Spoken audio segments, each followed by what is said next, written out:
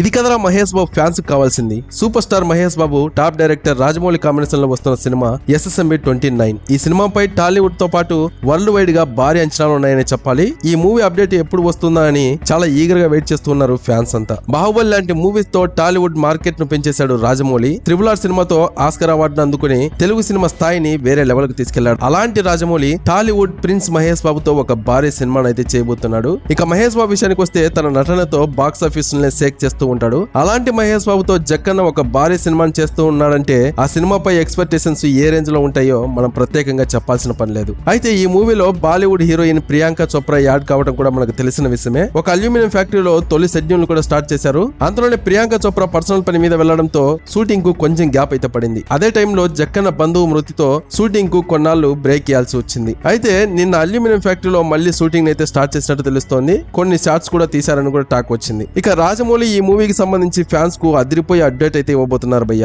Movie paper work start అయినప్పటి నుంచి clear cut details ఇప్పటి వరకు ఒక్కటి కూడా ఇవ్వలేదు జక్కన్న. దీంతో త్వరలోనే రాజమౌళి మహేష్ బాబుతో కలిసి ప్రెస్ మీట్ అయితే పెట్టబోతున్నారట.